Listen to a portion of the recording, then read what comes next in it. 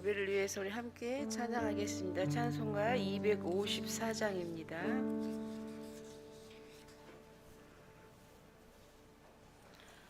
254장입니다. 1절, 4절, 5절 부르겠습니다.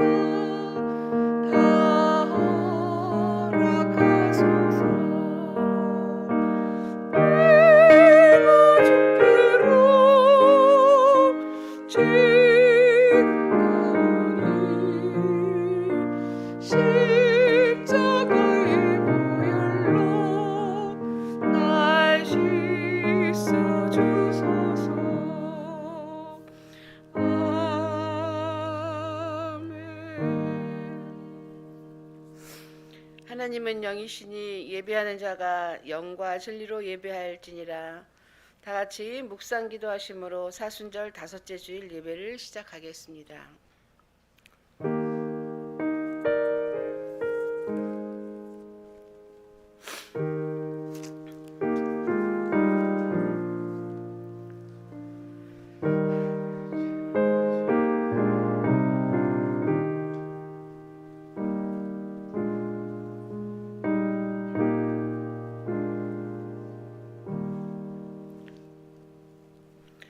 사도신경으로 우리의 신앙을 고백하겠습니다. 전능하사 천지를 만드신 하나님 아버지를 내가 믿사오며 그 외아들 우리 주 예수 그리스도를 믿사오니 이는 성령으로 잉태하사 동정녀 마리아에게 나시고 본디오 빌라도에게 고난을 받으사 십자가에 못 박혀 죽으시고 장사한 지 사흘 만에 죽은 자 가운데서 다시 살아나시며 하늘에 오르사 전능하신 하나님 우편에 앉아 계시다가 저리로서 산 자와 죽은 자를 심판하러 오시리라. 성령을 믿사오며 거룩한 공의와 성도가 서로 교통하는 것과 죄를 사하여 주시는 것과 몸이 다시 사는 것과 영원히 사는 것을 믿사옵나이다. 아멘. 찬송가 15장 부르시겠습니다.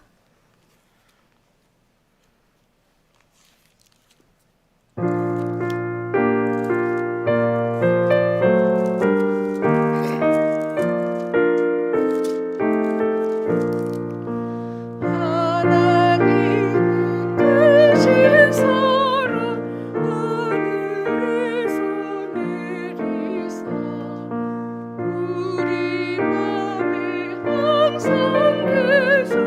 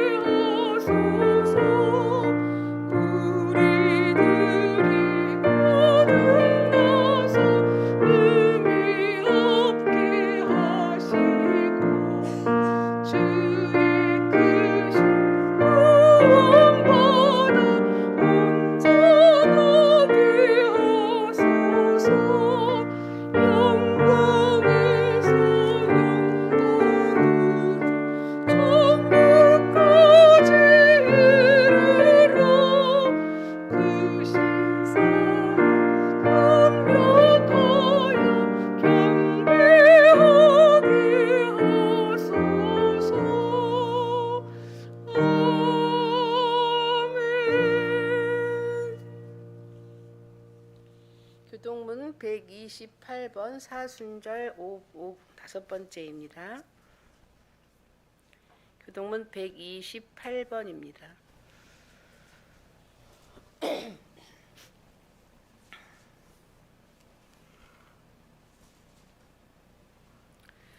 나의 영혼이 잠잠히 하나님만 바라며 나의 구원이 그에게서 나오는도다.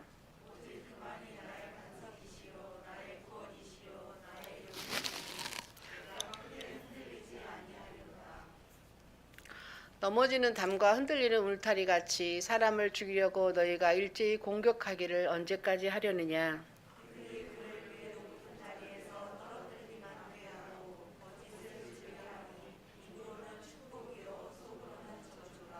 나의 영혼아 잠잠히 하나님만 바라라. 무릇 나의 소망이 그로부터 나오는도다.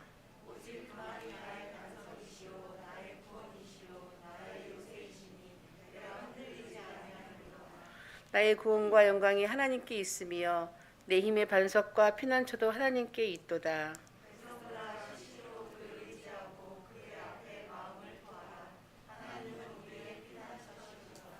아멘. 찬송가 304장 함께 하시겠습니다.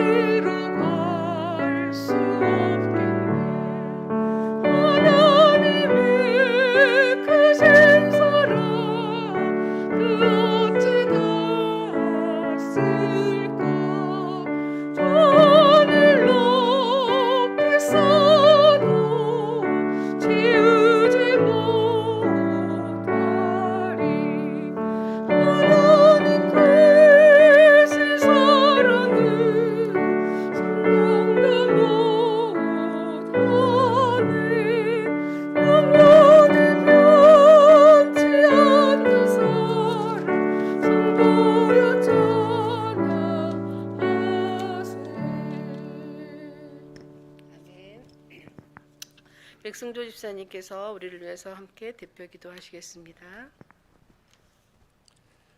사랑과 은혜가 충만하신 거룩하신 하나님 아버지, 저희에게 새로운 달을 허락하시고 주님의 은혜를 돌아보는 사순전 기간을 보내게 하시사 그 은혜를 가슴에 안고 주님 앞에 나와 예배드리게 하심을 감사드립니다.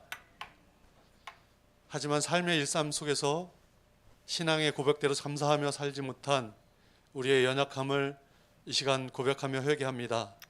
긍휼히 여기시고 십자가 믿음의 길로 다시 나아가는 우리 모두가 되게 하여 주시옵소서. 아멘. 이 민족의 주인이신 하나님 아버지, 이 시간 우리 나라를 위해 기도합니다. 대한민국의 하나님의 사랑과 공의가 강물처럼 흐르게 하옵소서. 아멘.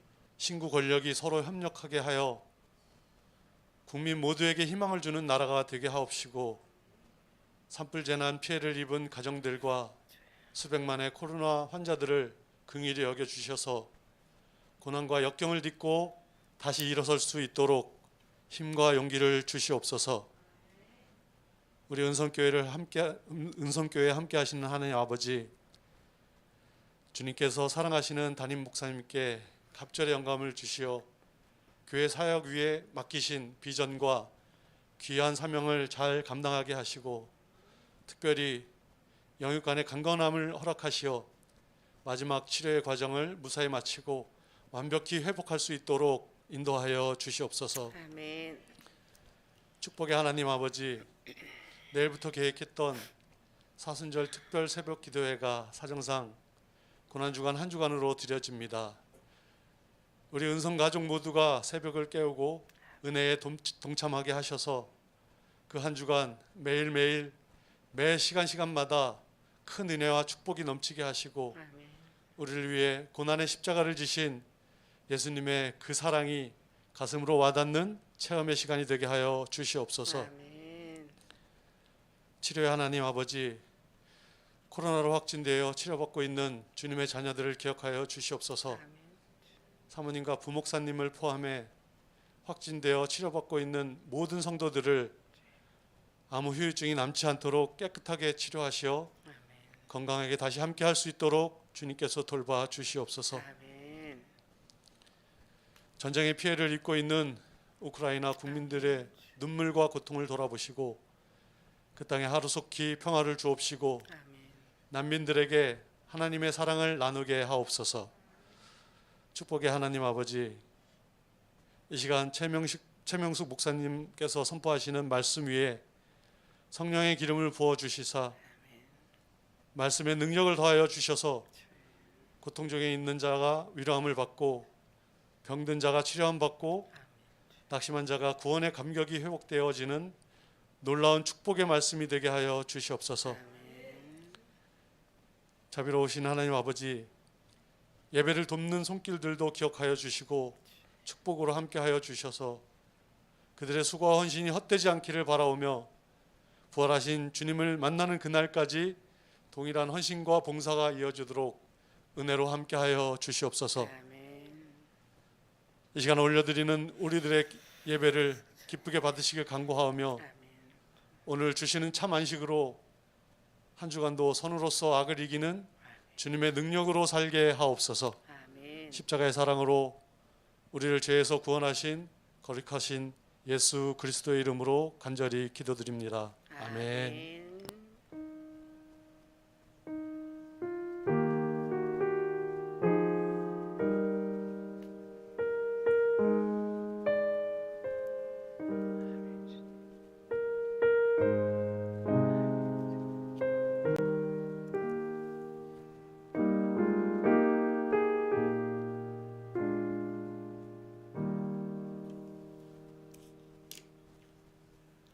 오늘 함께 하실 말씀은 누가복음 15장 25절에서 32절입니다.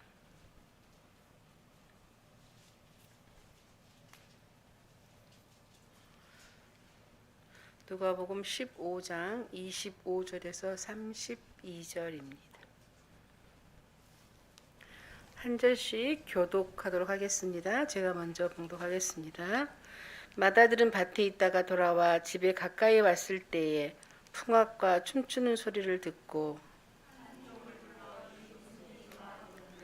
대답하되 당신의 동생이 돌아왔음에 당신의 아버지가 건강한 그를 다시 맞아들이게 됨으로 인하여 살찐 송아지를 잡았나이다 하니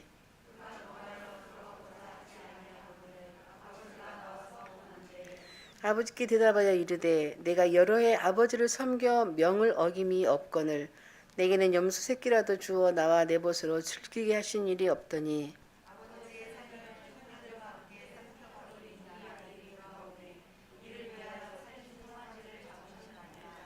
아버지가 이르되 예 너는 항상 나와 함께 있으니 내 것이 다 내 것이로되 이 내 동생은 죽었다가 살아났으며 내가 잃었다가 얻었기로 우리가 즐거워하고 기뻐하는 것이 마땅하다 아니라.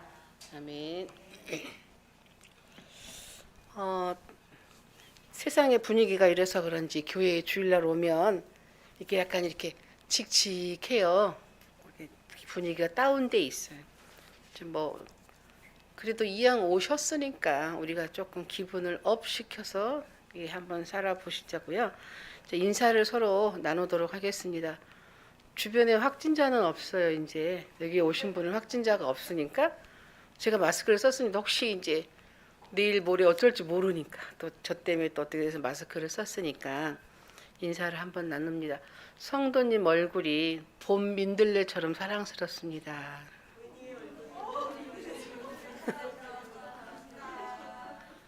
이제 땅에 있는 민들레 보세요. 얼마나 사랑스러운지 몰라요. 자, 옆에 있는 분은 하겠지만 멀리 있는 분들에게는 소리는 비록 못 들려도 마음을 다해서 인사하겠습니다. 성도님 얼굴이 목련화처럼 곱습니다.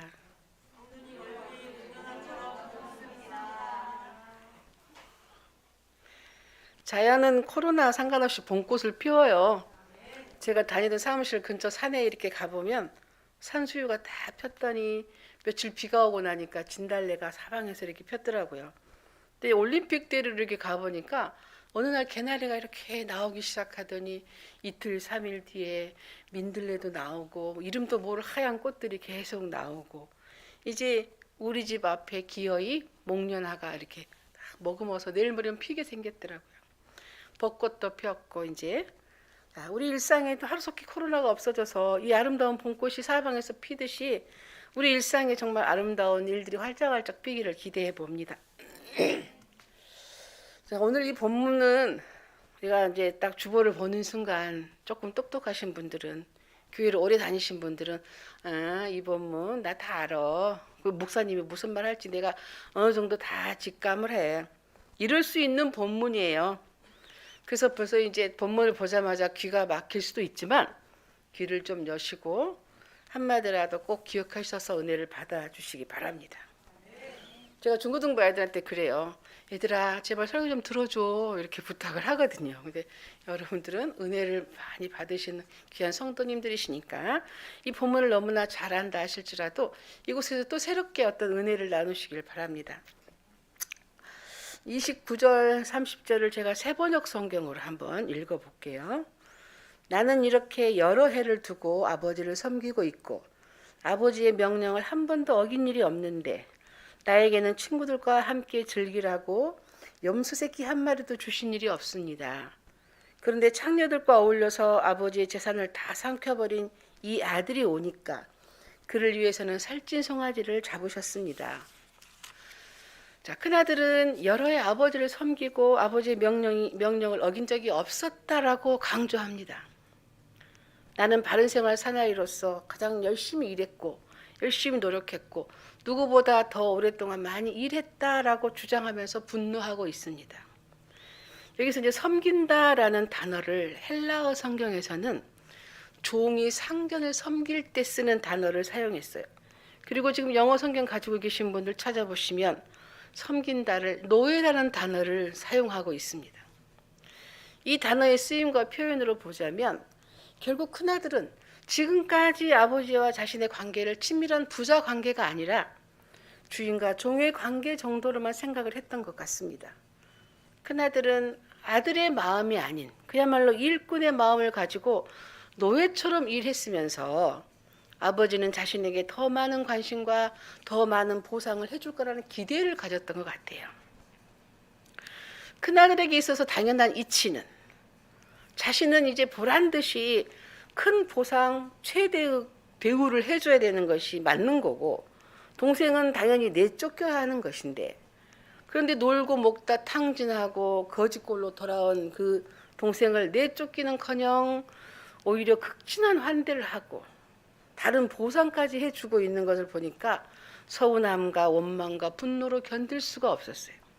그러니 집에는 더더욱 들어가기가 싫었겠죠. 저도 큰아들과 비슷한 그 상황이 있었어요. 10년 전부터 아프시던 엄마가 작년 7월에 돌아가셨거든요. 엄마가 최근 몇 년 동안 심하게 아프면서 제가 몸고생, 마음고생을 좀 많이 했습니다. 그런데 내가 생각할 때 멀리 사는 오빠와 동생은 아픈 엄마를 자주 보러 온다거나 뭐 용돈을 내거나 안부를 묻는다거나 뭐 이런 등등 효도를 하지 않았어요. 저도 큰 아들처럼 이 본문에 있는 큰 아들처럼 부모님과 오래 살면서 최선의 노력으로 부모를 섬기다 보니까 말 못할 힘들 부분이 참 많았는데 이제는 어때? 아프시니까 병원도 내가 가야지, 병원비도 내가 내야지, 맛있는 것도 내가 사야지, 내가 전부 내가 하는 거예요. 어쩌다 동생이나 오빠에게 전화가 오면 그때 엄마는 안 아파요. 괜찮다 괜찮아 목소리부터 달라집니다. 어쩌다가 뭘 보내면 계속 두고두고 얘기합니다. 내가 하는 것은 같이 사니까 너무나 당연한 것이 됐어요. 형제들이 나의 고생을 그렇다고 알아주는 것도 아니고 그렇다고 일일이 그들에게 하소연할 수 있는 것도 아니고 알아서 해주면 참 좋을 텐데 하는 생각이 내 안에서 일어나니까 그때부터는 왕짜증이 나고 미웃고 분노가 일어나 스물스물 이렇게 생겨나는 겁니다. 고생은 내가 다 하는데 엄마는 좀 부끄럽지만 목사인 아들이 매주일 올리는 유튜브 설교 영상을 아멘 아멘 하면서 얼마나 열심히 보시는지, 효도도 안 하는 아들 설교가 뭐 그리 좋다고 보고 또 보고 설교 내용을 다 외울 정도예요. 영상이라도 아들을 보면서 함께 있지 못하는 안타까움, 멀리 있어 교제하지 못하는 그리움을 달래보면서 그렇게 하고 있는 그 엄마의 모습, 또 영상 속의 오빠의 모습이 더 미운 거예요. 근데 어느 날 아침에 엄마랑 같이 침대에 누워 있다가 갑자기 왜 나 혼자만 이래야 되지? 나만 뭐냐?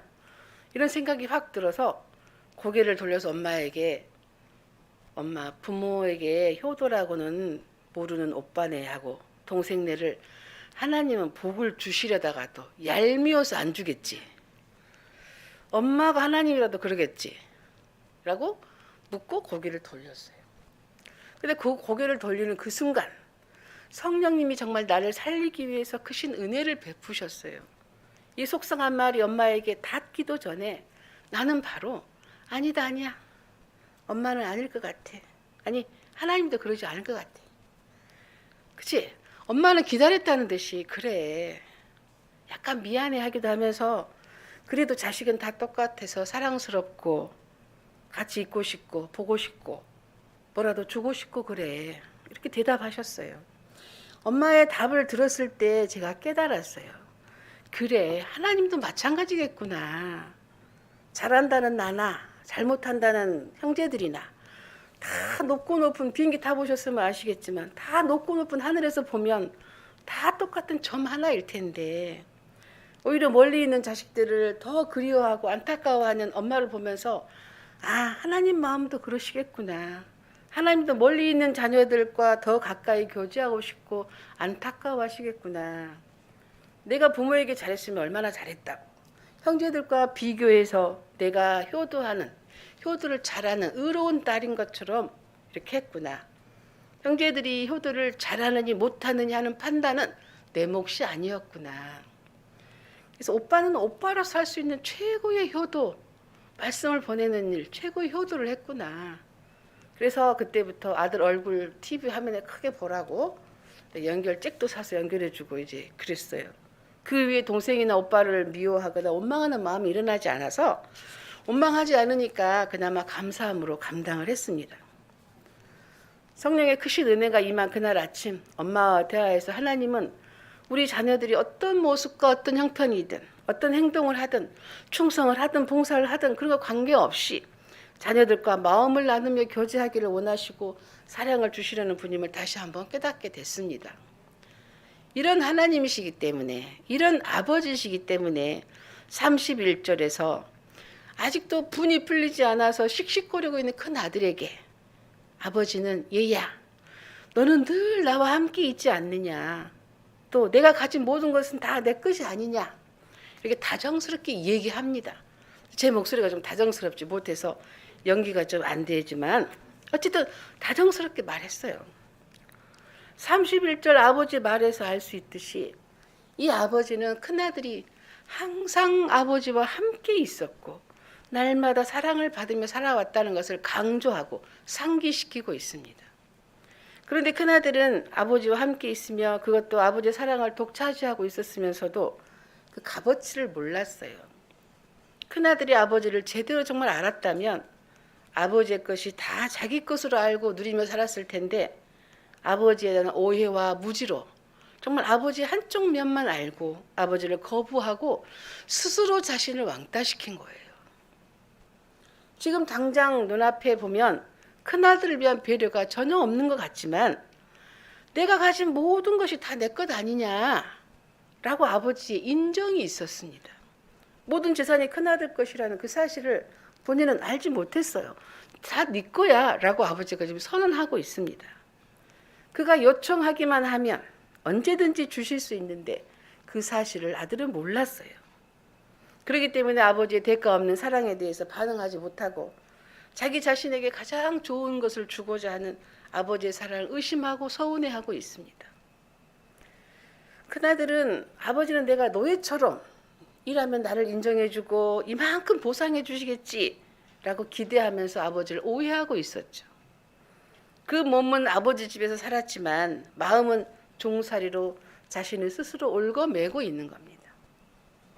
큰아들은 아버지가 그동안 놀고 먹은 동생에게 관심을 갖고 또 보상해 주는 것이 너무나 불공평한 처사라고 아버지를 이제 원망하고 분노하잖아요. 우리 인간들이 정말 큰아들처럼 하나님에 대해서 오해하면서 하나님에 대한 공평성을 잘못 판단하는 그런 뿌리 깊은 오해가 성경에 여러 군데에 나옵니다. 가인이 아벨을 죽이게 된 이유도 가인이 하나님의 마음을 잘 알지 못하고 하나님이 아벨에게만 더 관심을 갖는다라는 생각 때문에 거기서 오는 시기와 질투, 오해와 비교 때문입니다. 마태복음 25장에 나오는 달란트 비유에서 한 달란트 받은 종이 주인에게 당신은 굳은 사람이라 이렇게 말합니다. 그는 주인을 엄하고 혹독한 사람으로 오해해서 두려워했습니다. 아마도 이 종은 주인이 자신과 다른 종을 차별해서 5개 주고 3개, 2개 주고 이렇게 저기는 하나만 줬잖아요. 차별했다고 오해를 하면서 맡은 일에 열심을 내지 않았고 또 받은 달란트로 이문을 남기는 것도 남의 일처럼 했을 것 같아요. 주인의 관심은 그가 얼마를 벌었느냐 이게 아니고 그가 얼마나 성장하고 있느냐인데 어리석은 종은 주인의 깊은 마음을 헤아려 알지 못했습니다. 마태복음 20장에 포도원 주인과 품꾼들의 비유가 나옵니다. 품삯을 받는 과정에서 먼저 와서 일한 일꾼들이 불평합니다. 자신들이 받은 몫은 정당해요. 근데 다른 사람이 받은 몫은 자신이 생각한 것보다 많다고 여겼기 때문입니다. 이것은 어디까지나 주인의 마음을 이해하지 못한 오해와 비교에서 나온 행동입니다. 자신들이 더 부지런히 더 많은 시간 일을 한 건강하고 성실한 품꾼이라는 그 자신의 의, 이걸 내세워서 포도원 주인의 은혜를 판단하고 불평한 것입니다. 우리는 은혜를 받고 신앙생활을 하다가 어느 정도 시간이 지나고 나면 은혜의 힘이 좀 떨어져요. 교회에서 봉사하다가 지치기도 합니다. 주일 아침부터 지금 나왔잖아요. 아침부터 늦게까지 열심히 봉사하면 하나님이 나를 더 사랑하고 인정해서 복을 주실 거야 라고 생각을 하기도 합니다. 그런데 우리는 대가 없이 복음을 받았잖아요. 아무 값도 치르지 않고 구원을 받았음에도 어느새 큰아들처럼 일의 대가를 바라기 시작합니다. 내가 일한 만큼 인정받지 못했을 때, 내가 한다고 했는데 다른 사람을 더 챙길 때, 다른 건 몰라도 교회에서만큼은 내가 하는 봉사에 대해서 인정받고 싶은데 오히려 핀잔을 들으면 정말 속상하고 이렇게 화가 납니다. 다시는 교회 봉사 안 한다. 당장 그만둔다 해야지. 뭐 이렇게 흥분하기도 해요. 왜 그래요? 이만큼 봉사하면 이만큼의 보상이 전제돼야 된다는 생각 때문이겠죠. 값없이 주신 하나님의 은혜에 감사 감격하며 자녀로서 참 자유를 누리는 것이 아니라 종이나 품꾼의 정신을 가지고 대가를 바라며 일했기 때문입니다. 의외로 많은 사람들이 대가를 바라며 신앙생활을 해요. 주님을 이용해서 우리가 원하는 것을 이루려 하는 경향이 있기 때문에 자신이 바라던 대가가 주어지지 않으면 힘들어합니다. 내가 아까 저 백지사님 기도해서 일주일 줄였다고 해서 제가 주보를 보면서도 별로 관심이 없었네요. 내가 사순절 기간 새벽마다 기도하면 하나님께서 내 기도를 더 잘 들어주실 거야. 내가 하나님을 위해서 내 삶을 헌신하니까 적어도 나의 자녀들은 책임져 주시겠지라고 생각합니다. 저 그 말 많이 듣고 자랐습니다. 아버지가 열심히 목회하니까 너는 하나님 알아 책임져 줄 거야. 하나님이 책임져 주셔서 이만큼 왔습니다 지금. 자, 그것은 하나님과 거래하는 것이나 마찬가지예요. 우리는 주님을 사랑하기보다는 주님이 주시는 것에 더 관심이 많은 어린아이와 같을 때가 많아요. 내 몫을 미리 주세요라고 주장하던 둘째 아들의 모습일 때도 많고 여러 해 동안 아버지를 위해서 일해왔다라고 강조하는 큰아들의 모습일 때도 많습니다. 우리는 인간의 가치가 정말 우리가 하는 일에 달린 것처럼 오해해서 이 일을 통해서 인정받고 싶어 합니다. 이 일을 통해서 자신이 가치 있고 효율적이고 능력 있는 사람임을 확인하고 싶어 하죠.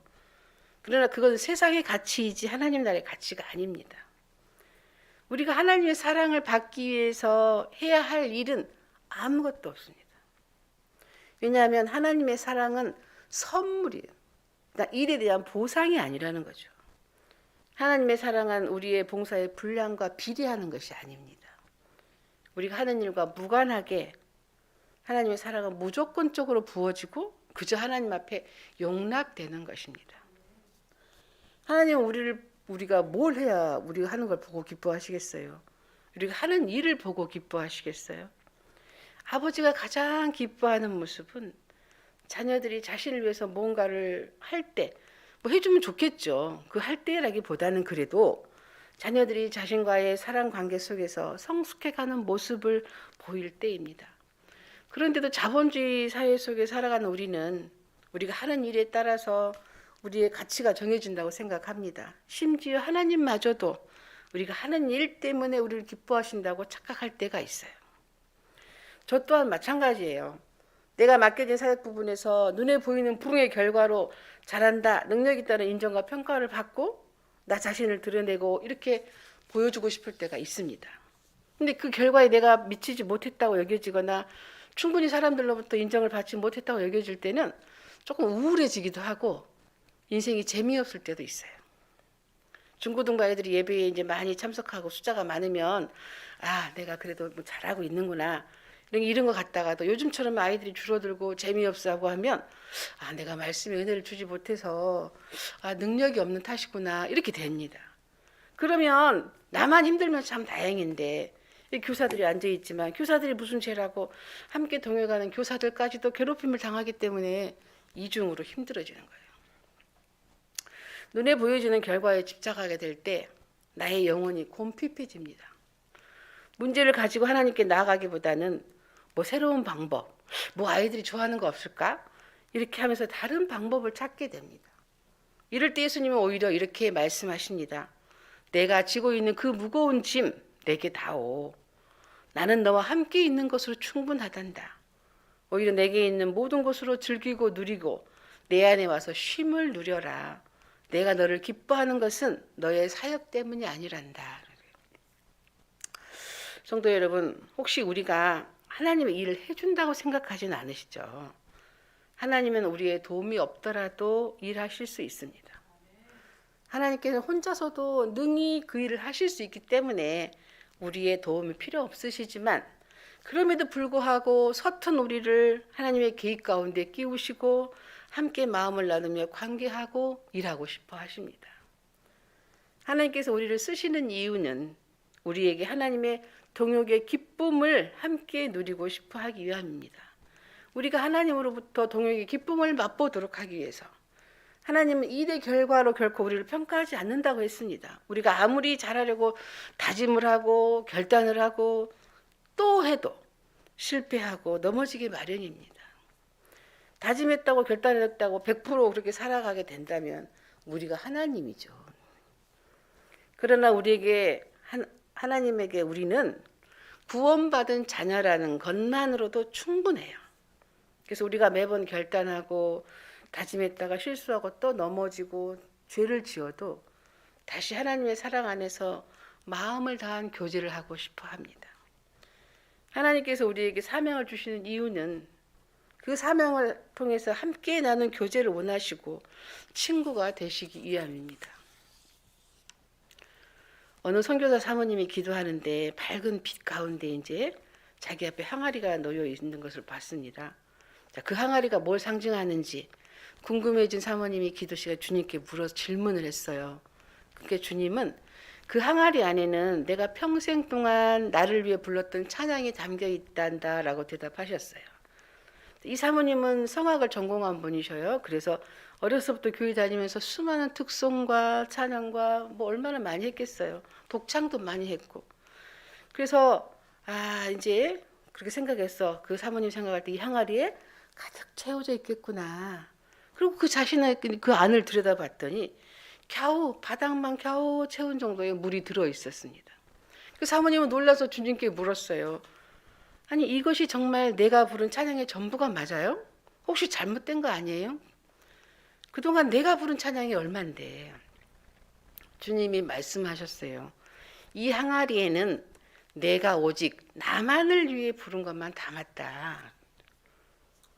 내 것 주님 것이 섞여 있으면 그것은 주님이 받을 수가 없다라는 거죠. 봉사나 사역을 통해 주어지는 그 성취감과 칭찬이라고 하는 것은 그 순간 달콤해요. 우리가 여기에 중독되면 우리의 영혼은 메마르게 됩니다. 자칫 하나님의 영광을 가로채거나 아버지의 무조건적인 은혜와 자비와 사랑을 구하지 않게 됩니다. 내가 받은 사명을 이루려고 노력하는 가운데 그것으로 주님의 영광을 추구하는지 내 영광을 추구하는지는 자신이 하는 사역이나 봉사에 있어서 실패하거나 인정받지 못했을 때 어떻게 반응하는가를 보면 이렇게 알 수가 있죠. 큰아들은 나는 이렇게 여러 해 동안 아버지를 섬겼고 아버지의 명령도 한 번도 어긴 일이 없을 정도로 노예처럼 일했는데 어찌 내가 아닌 동생에게 그렇게 환대를 할 수가 있지? 용납할 수가 없어서 28절을 보면 큰아들은 화가 나서 집으로 돌아가려고 하지 않았다고 했습니다. 큰아들은 아버지를 위해서 열심히 했다고 주장을 했는데 왜 이리도 화가 났을까? 큰아들처럼 그 순간 하나님과 사람이 원망스럽고 서운하고 화가 난다면 하나님이 아닌 자신을 위해서 그 일을 했을 가능성이 높습니다. 교회에서 봉사하면서 불편함을 느꼈다? 갈등 상황이 생겼다. 이때 나에게 나타나는 반응을 보면 내가 정말 무엇을 위해서 사명을 추구했는지 분명히 알게 됩니다. 오래전에 다른 교회에서 어린이 부를 담당할 때 한 달에 한 번 그 옛날에 와우큐 예배라는 게 있었어요. 그 특별 예배를 드렸습니다. 아이들이 얼마나 좋아하는지 몰라요. 한 달에 한 번인데 그 예배에 줄 서요. 기다립니다. 근데 교사들은 이것저것 만들고 연극 준비하고 찬양 율동 게임 간식 너무나 준비할 게 많으니까 어려움이 많습니다. 틈틈이 시간 내서 준비해 놓고 며칠씩 모여서 연극 연습하고 찬양 연습하고 또 어떤 교사들은 토요일 늦게까지 아르바이트 하고 그 밤중에 와서 날 꼴딱 새고 주일날 그 예배를 준비하기도 합니다. 그렇게 어려운 예배였어요. 근데 어느 한 주일날 어떤 이유인지는 모르겠지만 제가 느끼기에 별로 예배가 재미가 없었고 별로 예배가 효과적이지 않은 것 같아서 속상하고 화가 나서 교사들을 책망을 했어요. 그리고 서로 이제 별로 좋지 않는 기분으로 이렇게 어른 예배에 참석하다가 예배 시작 전에 찬양당 함께 늘 이렇게 찬양을 부르는데 뭔가 내 뒤통수를 콩 하고 때렸습니다. 네가 뭔데 나의 교사들 평가하느냐? 네가 왜 나를 위한 예배에 분노하느냐? 와우큐 예배가 네가 받을 예배였더냐? 그 순간 이것이 바로 하나님의 영광을 내가 가로채는 것이구나 라고 하는 걸 정말 깊이 깨달았던 적이 있습니다. 사랑하는 성도 여러분, 사역도 중요하고 봉사도 중요하지만 그보다 더 중요한 것은 바로 하나님과 마음을 다하는 교제입니다. 우리 삶의 궁극적인 목표는 하나님을 믿는 대가가 아니라 하나님 자신이어야 하는 겁니다. 큰아들이 안타까운 것은 거역하지 않고 종처럼 일한 것이 아버지를 위한 것이고 아버지께 인정받는 방법이라고 생각했기 때문입니다. 그러나 아버지가 바라는 것은 큰아들 자신이 종이라고 스스로 이 얽어맨 그 마음의 짐을 벗고 자녀로 아버지의 변함없는 사랑의 마음을 충분히 받고 같이 누리고 같이 나누고 풍성히 누리는 것입니다.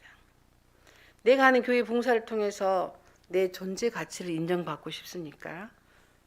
우리의 일과 성공보다는 하나님의 사랑을 신뢰하며 마음을 함께 나누며 하나님과 교제하는 그것으로 우리의 존재 가치가 충분함을 기억하시기 바랍니다. 왜냐하면 하나님에게 있어서 구원받은 자녀인 우리는 그 존재만으로도 하나님의 전부이기 때문이에요. 이것을 하나님의 은혜의 눈이 아니면 이해할 수도 없고 해석할 수도 없는 일이기 때문에 묻지도 따지지도 말고 그냥 믿고 아멘 하시기 바랍니다. 오늘 또 하나님은 우리와 함께 마음을 나누기 위해 부르셨습니다. 얘야, 너는 늘 나와 함께 있지 않느냐? 나는 너와 함께 있는 것으로 충분하단다. 내가 가진 모든 것은 다 내 것이니 내게 있는 모든 것으로 즐기고 누리며 나와 마음을 나누는 교제를 함께 하자. 내가 지고 있는 그 무거운 짐 내게 주고 내 안에 와서 쉼을 누려라 하고 다정하게 말씀하시는 하나님의 음성에 귀 기울이는 성숙한 믿음의 성도가 되시기를 기원합니다. 아멘. 찬송가 50장 함께 부르겠습니다.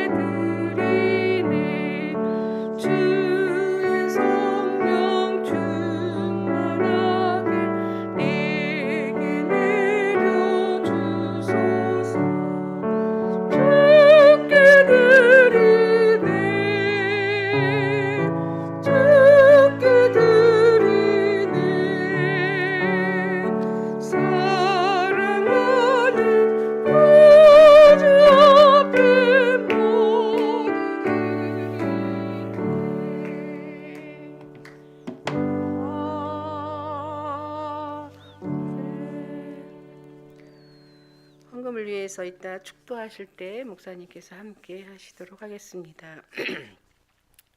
교회 소식 드립니다. 교회 주보를 참조하시고 주물하는 목장 모임 오늘은 첫 번째 주일입니다.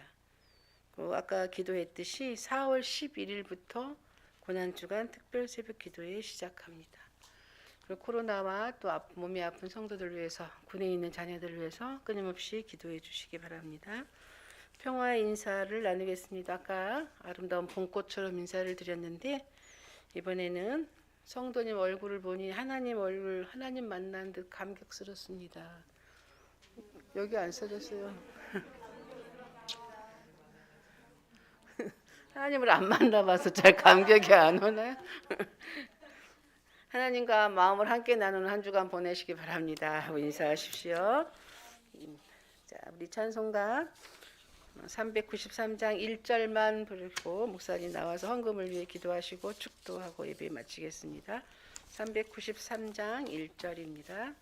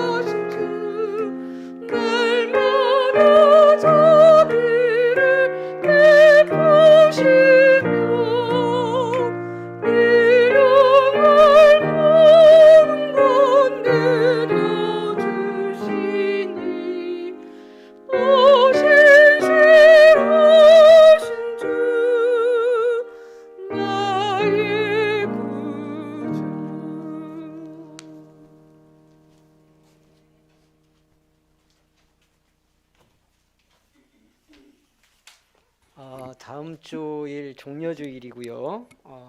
고난주간 한 주간이 이제 다음 주 주일 이후로 시작이 됩니다. 사순절 이제 오늘부터 하면은 2주가 남은 거고요. 다음 주 일을 맡게 되면 이제 마지막 거룩한 한 주간을 앞두고 있습니다. 여러분 다 경험하는 것처럼 코로나 상황이 아직도 이렇게 여러 가지 우리를 힘들게 해서 사실은 특별 새벽 예배도 2주를 계획했다가 마지막 고난주간 한 주간만 진행이 될 수밖에 없는 그런 상황 속에 있습니다. 여러분 기억해 주시고 같이 기도에 동참해 주시면 좋겠고요.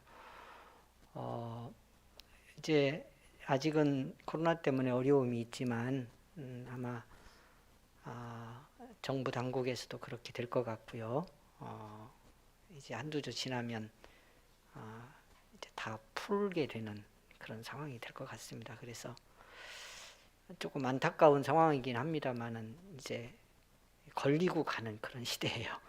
그래서 우리 감당할 수밖에 없는데 최선을 다해서 조심하고 건강관리 잘 하시도록 해야 되겠고요. 첫째는 그러나 이렇게 이제 이미 확산이 돼 있고 드러나지 않은 감염자도 많은 상황이기 때문에 걸릴 수도 있게 된다고 하는 거 우리 같이 기억하면서 건강관리 잘 해내고 또 극복해야 되겠다는 생각합니다. 그러면서 이제 중요한 것은 우리 교회 공동체로서의 우리의 모임, 예배, 사역 이 모든 것들 이 어려움 속에서도 우리 흔들림 없이 지켜가고 세워가고 더 확장시켜야 될 이제 그런 때인 것을 기억하고 여러분 함께 해주시면 고맙겠습니다. 같이 계속 기도해 주시기를 부탁드리고요. 지난주 우리 노라 선생 우리 할아버님 소천하셔서 장례식이 있었는데 지난주에 못 나왔기 때문에 오늘 아마 떡 했다고 내가 들은 것 같아요. 와 있어요? 예, 떡이 와 있답니다. 그래서 여러분 나누실 때 우리 노으라 선생 가정에서 감사하는 마음으로 섬겨 주는 떡이라고 하는 걸 기억하고 따뜻하게 나누시고 또 위로도 함께 해주시기를 부탁을 드리겠습니다. 한 주간 여러분 건강관리 잘 하시고요. 그러나 위축되지 마시고 삶의 현장에서 우리 오늘 말씀도 은혜 가운데 잘 나눴습니다마는 말씀 은혜 따라서 담대히 승리하는 그런 한 주간 살아내시기를 부탁을 드리겠습니다. 기도하겠습니다. 하나님의 은혜 감사합니다. 어려움 속에서도 오늘 주의 날 이렇게 우리 함께 예배드릴 수 있도록 축복하심을 감사합니다. 은성교회라는 이름으로 우리를 한 교회 공동체로 부르시고 한 믿음의 가족으로 살게 하셨으니 또한 감사하며 영광을 돌립니다. 오늘 이 예배당 현장에 나왔던 가정에서 영상 예배로 함께하던 우리 모두가 주 안에서 하나이고 믿음의 교회의 한 지체임을 기억하며 이 한 주간 서로 기도하며 성령의 이끄심 속에서 담대히 승리하는 한 주간이 되게 하옵소서. 특별히 우리 모든 교우들의 건강을 지켜 주시옵소서. 특별히 연약한 지체들, 가족들, 우리 부모님들 하나님께서 사랑하시고 위로하시고 하나님 능력의 손으로 그 영혼과 육신을 잡아주셔서 이 한 주간도 형통케 하옵소서. 사순절 거룩한 절기를 계속해서 보내고 있습니다. 하루하루가 은혜가 되도록 정말 주님과 사랑으로 동행하는 우리 성도들이 되도록 축복하옵소서. 할아버님을 하나님 나라 먼저 보내고 오늘 예배에 나온 우리 사랑하는 자매를 기억하시고 축복하시고 위로하시고 주님 은혜로 그 가정을 붙드셔서 아픔 중에도 서로 위로하며 믿음 회복하는 가정이 될 수 있도록 은혜 내려 주시기를 원합니다. 드려진 예물이 있습니다. 하나님 기억하여 주옵소서. 어려운 시대에도 하나님 내 힘으로 내 노력으로만 사는 것이 아님을 고백하며 하나님이 주신 은혜로 살고 주님의 축복으로 사는 것을 인정하고 감사하며 주님 앞에 구별하여 드릴 수 있게 하시니 감사합니다. 기쁨으로 받아주시고 이 물질이 하나님 계획하시는 소중한 일들, 교회를 가꾸고 세우는 일들, 한 영혼을 살리는 일에 쓰임 받도록 주님이여 역사하여 주시옵소서. 나가 또 일하는 일터 하나님 일일이 동행하여 주시기를 원합니다. 감동하여 주시기를 원합니다. 지혜를 구할 때 더하여 주시기를 원합니다. 그래서 물질 생활이 어려운 시대에 지치고 고단하지 않도록 축복하시고 수고하고 애쓰는 그 삶의 열매가 물질로도 복되게 돌아오게 하시고 영혼의 만족함도 있도록 하나님 은혜를 더하여 주시옵소서. 이제는 우리 구주 예수 그리스도의 은혜와 하나님의 사랑과 성령의 감화 감동 위로 치유 교통하심이 오늘 주님 앞에 예배를 드리며 사순절 이 복된 거룩한 한 주간 주의 이름으로 믿음 승리하기 원하며 모든 삶의 현장에서 영광 돌리기를 원하며 나아가는 우리 성도들 걸음걸음 위에 일터 위에 주신 자녀들과 계획과 기도의 소원 위에 이 민족이 역사 위에 영원토록 함께 계시기를 간절히 축원하옵나이다. 아멘.